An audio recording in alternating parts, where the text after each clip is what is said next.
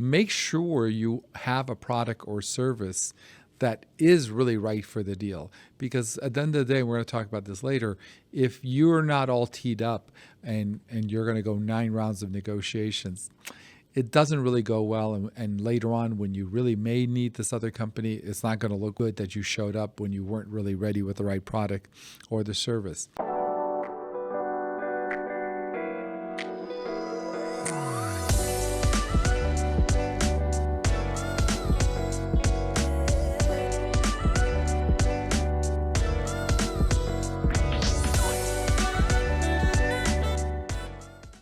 Hi, welcome to another episode of Baktari MD. As you know, this season we're talking about Crash CEO School, where we're going to help you navigate and learn strategies to improve any organization in terms of leadership and in terms of trying to overcome obstacles to get your company to the next stage of growth.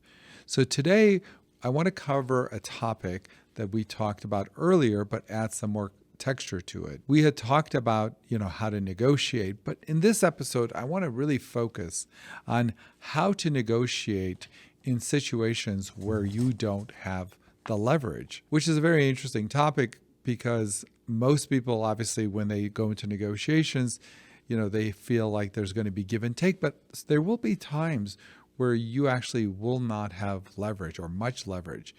And there is a strategy to be used even when that occurs. And I want to go into that in a granular sort of way. But first of all, I want to refer you to the full episode up there about how to negotiate in general.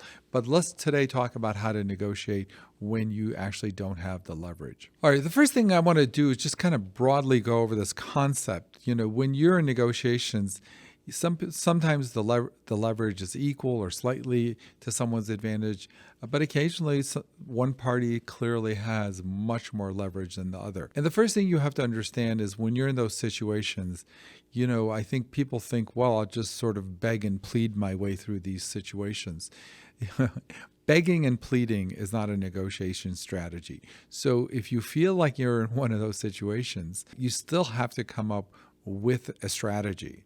And just begging and hoping that you're going to get what you want may work or may not work, but that's not what you want to be relying on. So obviously, the first thing that everyone knows is if you can avoid it, never start a negotiation where you really are not holding all the cards. Now, that's easier said than done. Sometimes you're going to be in those situations, but even if you are, understand that you are in those situations so you can take the necessary steps to, come out hopefully slightly better than if you just walk in knowing you don't have the strategy and you're going to pray and beg and plead and hope things work out correctly. So in this video, we're going to talk about that. But before I do, I just want to talk about what happens when you do have the leverage, though, just really briefly.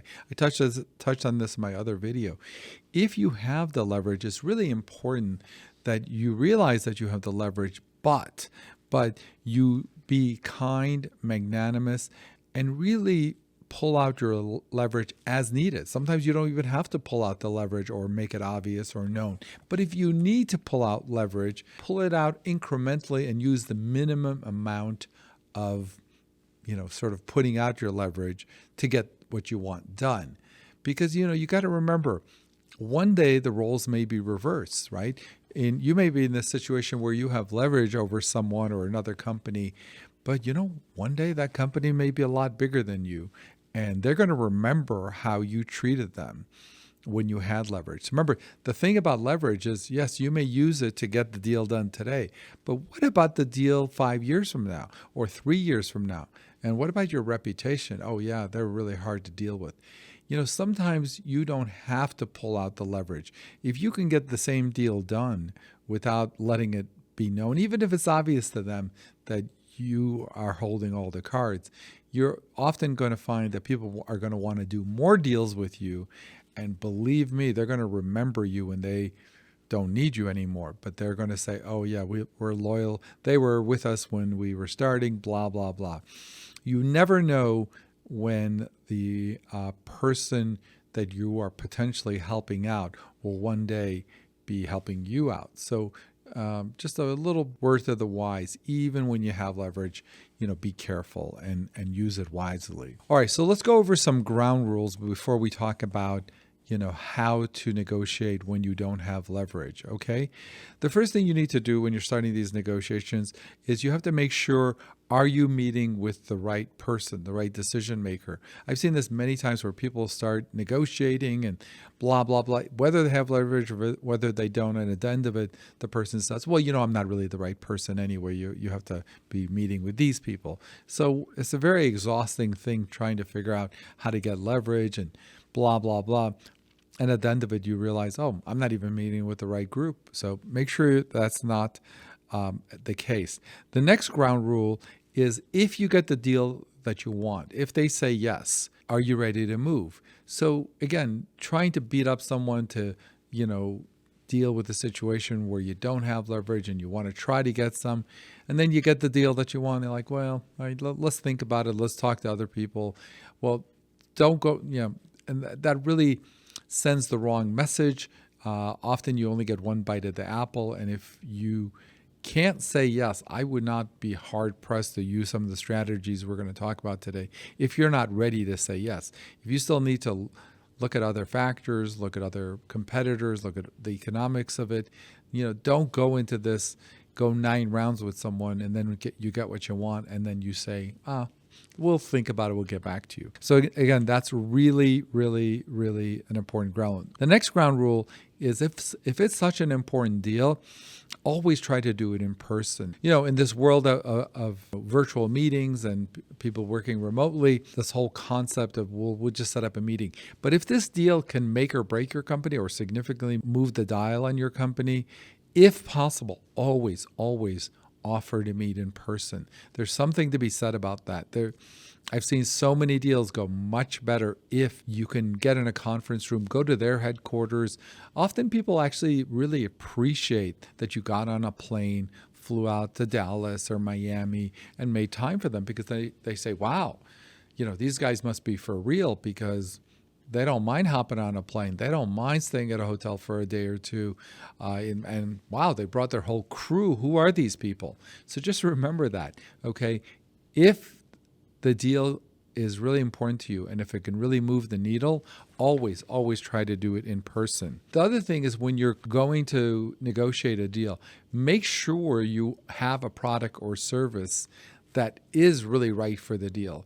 Because at the end of the day, we're going to talk about this later, if you're not all teed up and you're going to go 9 rounds of negotiations, it doesn't really go well. And later on, when you really may need this other company, it's not going to look good that you showed up when you weren't really ready with the right product or the service. Next thing I want to talk about as a ground rule is you have to make sure you're prepared to offer a deal that's win-win, right? I think if you go into this and not ready to leave something on the table for the other side, you're not going to have a good outcome. And even if you're successful, you'll never be able to do it 2 or 3 times with the same company. So always remember, only start negotiations, whether you have leverage or you don't, when you can do what you think would be win-win for both parties. All right, so we're going to go through the 12 strategies. Strategy number 1. Before you start the negotiation, you have to try to figure out if you can build personal relationships. That's easier said than done, but building personal relationship really matters. So if you know in a year from now, you're going to be needing a company or an organization, just figuring out a way where you can go to the same conferences, be connected at the same meetings, dinners, what have you. There's something to be said about people knowing people, and setting up those relationships really, really matters. It's human nature. When push comes to shove, people want to do business with people they know. And yes, you could cold call someone and fly there and do a whole pitch and whatever. But at the end of the day, if there was a way for them to know you on a personal level, maybe you're involved in the same organizations, the same charity, the same professional society. Maybe you're on a committee. Maybe you know someone who knows them. But at the end of the day, if you can develop personal relationships with people you're going to be negotiating with, it's not necessarily going to make all the difference in the world, but you would be surprised how many ties will go to you versus some just person off the street. Okay. And it's always best to establish a relationship when you don't have your hands out asking for something. So if you can meet someone when you don't have your hands out, okay, asking for a deal, then when you do go, they will be able to put more texture on it.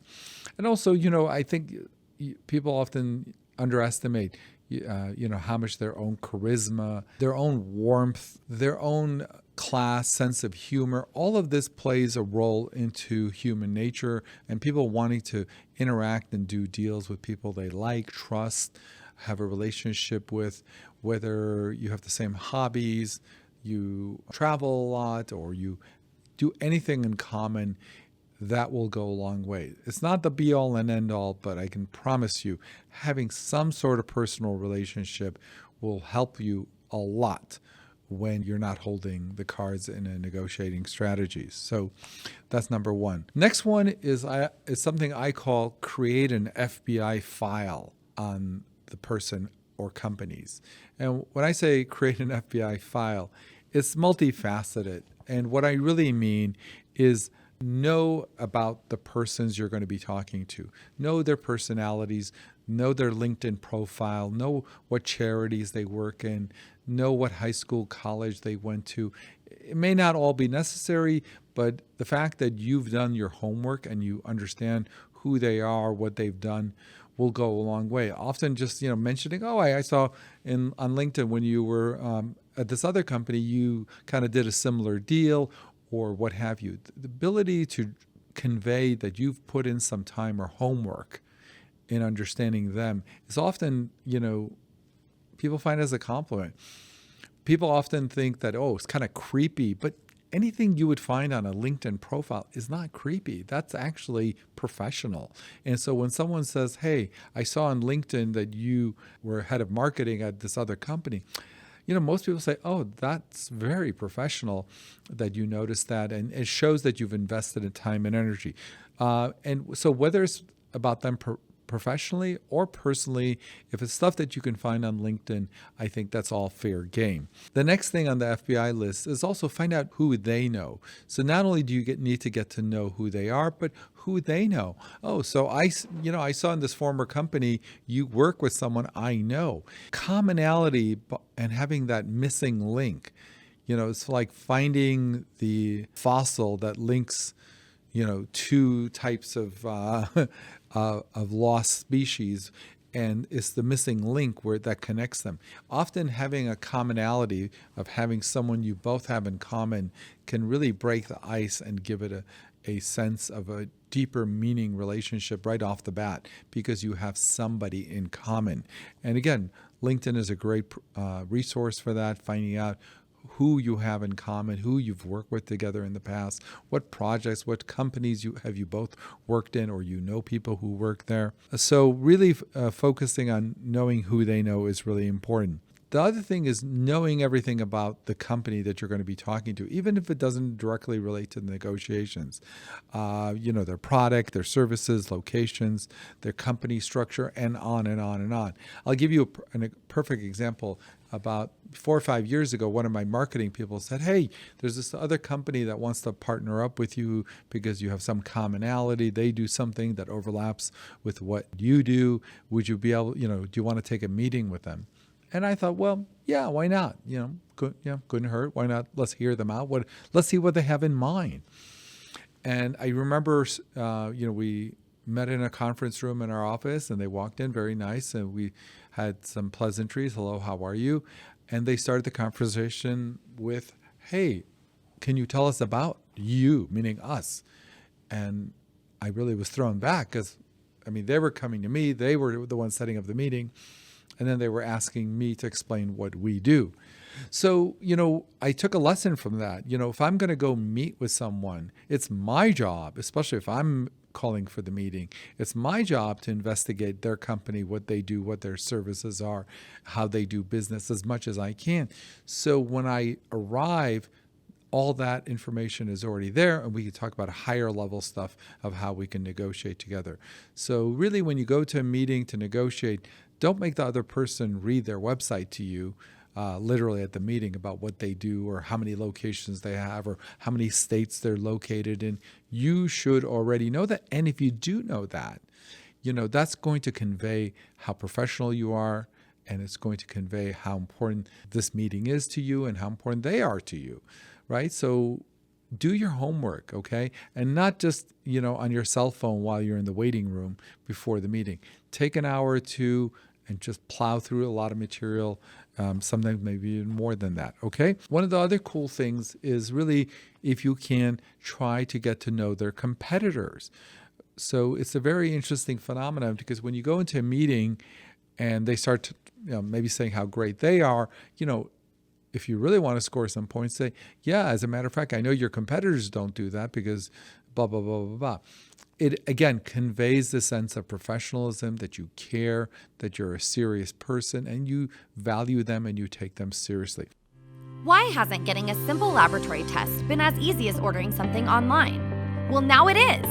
With 3 simple steps on eNationaltesting.com, you can have your laboratory test ordered, go in for testing the same day, and get your results quickly, right to your email. eNational testing is fast, convenient, and confidential. Begin taking charge of your health today with eNational Testing's complete healthcare panels and easy-to-understand results at over 2,000 locations nationwide. No matter who you are, where you are in the United States, or what your health concerns are, eNational Testing is your comprehensive resource for laboratory testing services. It's time to focus on yourself. Let us do the hard work for you. eNational Testing. Easy, convenient, and tailored to your health needs. Okay, so that is creating the FBI list. So that is our second topic. Let's move on to our third topic. The third strategy to use when you don't have leverage is try to reverse engineer what a win would look like for this other company or person, right? So be in their shoes. Try, now that you know how their business works, what's important to them. Often you need to have a better understanding, and this should direct if you're doing a PowerPoint presentation. For example, some companies, a win for them is if they are able to get more market share. So volume might be important to them. Other companies, it's important that they have higher margins. So margins might be important. Some other companies, it's the type of business. Oh, we tend to do more, casual clothing rather than formal clothing. Every business has a sweet spot that they rather be in, and you need to understand that. Other companies only want to work with companies that are rapidly growing versus have already plateaued and are a stable company. They want to roll the dice with more startups. Other companies want to work with companies that are low maintenance. Once they get them as a client, they don't have to hold their hands. Sometimes it's the reverse. Sometimes they want companies who they have to hold their hands because they can charge more for that. So again, you're reverse engineering for what a win looks like for them, right? Sometimes people want, they're willing to do business with a company that can make a quick decision. Like, oh my gosh, everybody we meet with is a 12, 14-week process. But so their sweet spot is to find clients that, maybe not ideal on other points, but they're ready to make a deal that day. So conveying that in the sort of reverse engineering can make a difference. Some people like to work with companies who are tech savvy versus people who aren't. Again, I'm randomly picking things.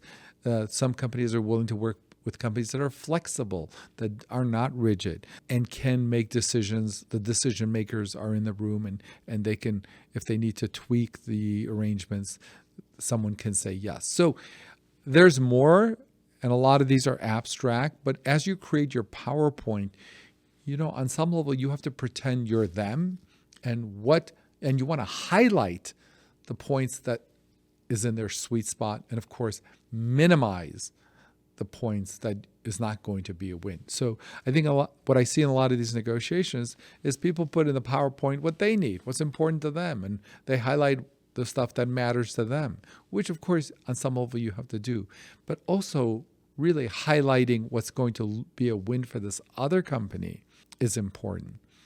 Okay, so I'm not saying mislead or hide, but you may not even know that, the fact that you have good technology and you can integrate with them quickly, you may not even know that that's a pain point for them. And so you don't even mention it on your PowerPoint. You have to take time out, reverse engineer what a win would look like for that other company. Number 4, the next strategy is you have to convey often that this is the first of many, meaning the first of many deals. If you go into a strategy and you're just so focused on negotiating this deal and you don't have leverage, okay, that's going to be tough.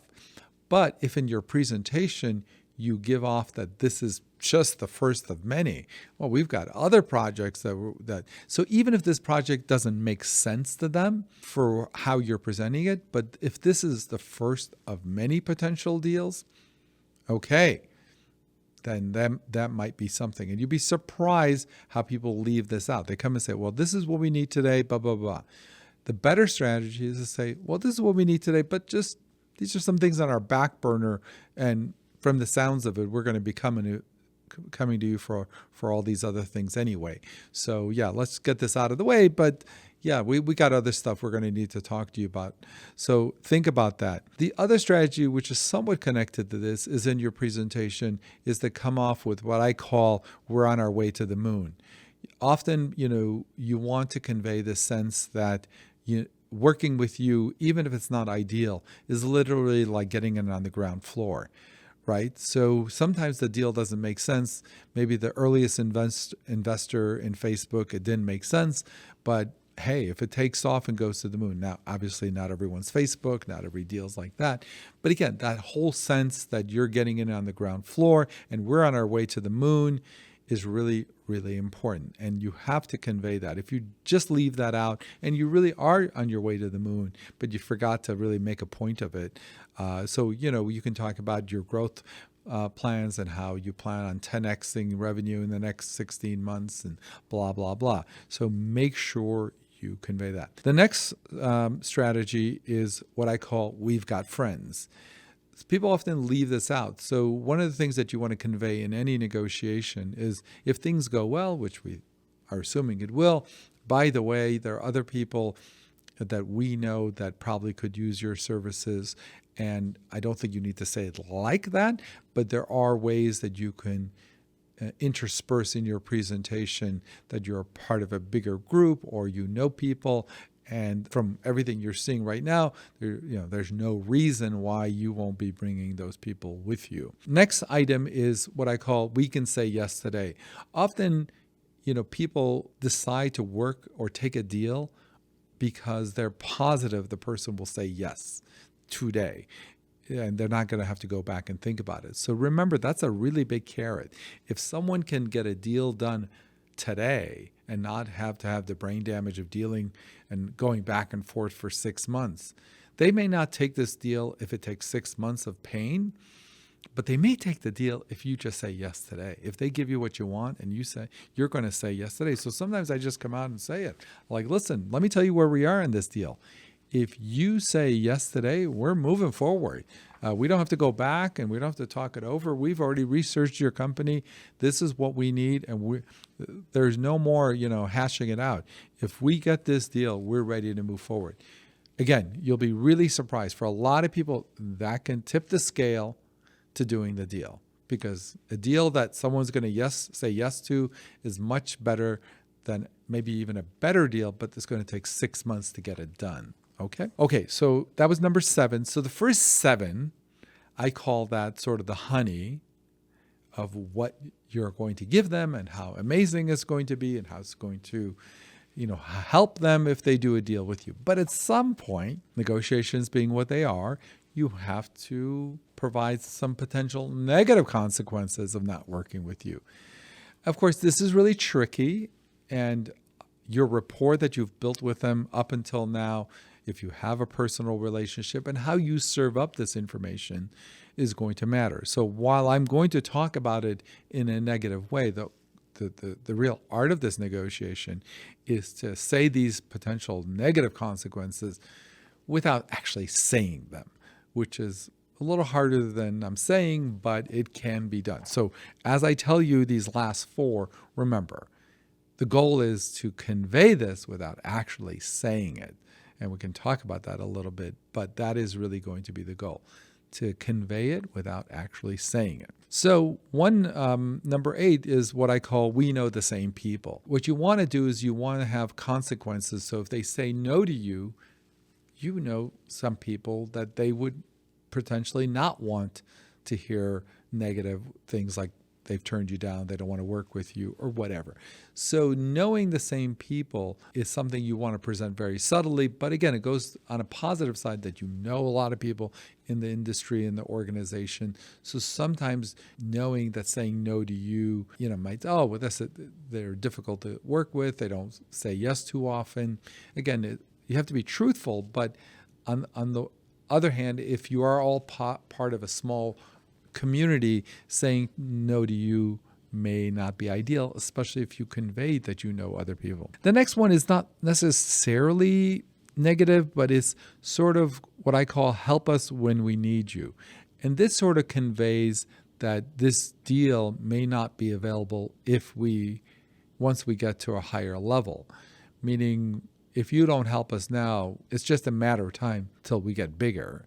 And at that point, this deal is not going to be on the table. Now, you don't want to say it like that, but you do want to convey the strategy that the people who help us when we need them are the ones we're going to be turning to when we're much bigger. And loyalty and your sense of commitment to the people who were there for you when you were starting out is important to you, and how you convey that is going to be important. Again, you can present that as a positive, but obviously is conveying a negative consequence if they say no. The next thing is even more tougher to convey, which is, especially if you're dealing with someone in the future likely become a competitor to. So this is a much more subtle thing to convey, which is, what you want to say is we'd rather be partners than competitors. There's an old adage that you either have a seat at the table or you're going to be on the menu.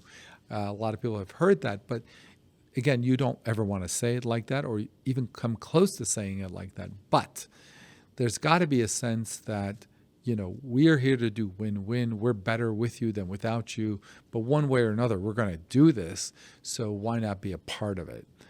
And I think that's a gracious way of saying that, we'd rather work with you than without you. So leave some comments about that. I'm curious how people approach that. And then the last thing is somewhere in your presentation, you have to talk about that you have alternatives, you have backups, you are talking to other people, but it's got to be in a non-threatening way.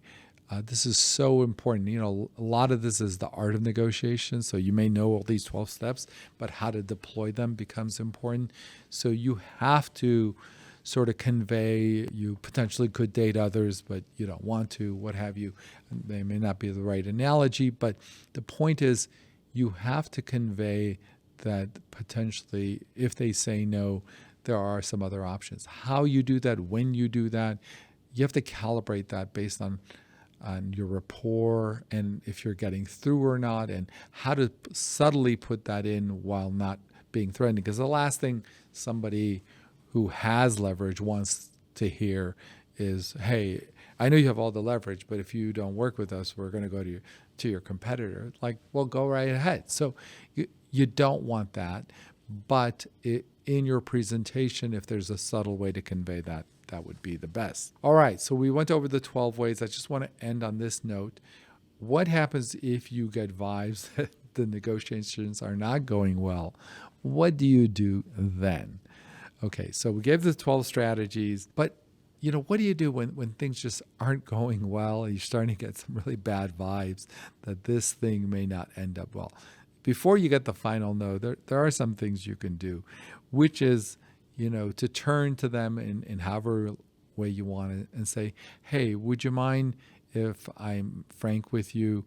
Can I ask you a question? It sounds like there's some concerns here. Help me understand, what's it going to take to get a deal done?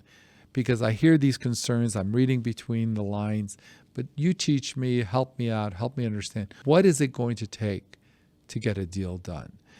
And the really interesting thing about just being so direct is sometimes you do find out there is this one thing, and it's something you wouldn't have even thought of because you didn't realize that was an important thing to them, right? So sometimes just coming out and saying, what is it? Spell it out for me. Hit me over the head with it. Because often that one thing is something you can then talk about. But just leaving the meeting and not knowing what that one thing was, and sometimes it isn't, but often if you can find out, what is it going to take? What would we have to do to get a deal done today? Which actually leads to my next point, which, are you talking to the right people? But that's something we brought up early. But if you're getting the vibes that this deal is not going to work, one of the strategies I often deploy is, sounds like this deal may not be perfect right now, but let me ask you a question.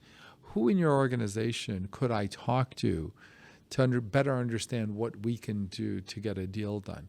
Because often the people you're talking to have been giving marching orders, which, have been black and white. But often I have found that the people at the next level have more room to deal with gray matters, meaning things in between. So if things aren't going well, again, this is the art of negotiation. I hear what you're saying. This doesn't sound like a good fit for you guys right now. But let me ask you a question. Who in your organization could I talk to that could maybe re-review, how you guys approach this and, let us have an opportunity to show them how, even though it's not a perfect fit for you, how I think we still think it's a win for you. Is there someone in the organization? And often what you might hear is, well, my boss's boss or whatever. And then you say, well, how do we set up a meeting with them too? I'm okay with you guys saying no, but at least would it hurt if we also talk with them? And you'd be surprised how often they say, well, look, from where we sit, it's a no. But if you really want, it can't hurt for you to meet with so-and-so. Again, that has to do with relationships. And then last thing before the meeting totally falls apart is say, however it ends, what I'd like to do is have one more meeting. I want to digest everything you've shared with us and come back in a couple of weeks and have a meeting. And the strategy behind that is often you can go home with everything you learn and recalibrate and come fight another day, because what you may have heard in the meeting may actually alter your approach anyway. So there's more on that, but I think you get the gist of it. So I'm going to end right there. I hope that helped how to negotiate when you don't have leverage. There's more, but I think this is sort of the ABC course on it, but there are additional strategies. I hope you like this. Please comment, like, and subscribe. If you've had your own individual experiences, share that with me. As usual, thank you very much and have an amazing day. Thank you.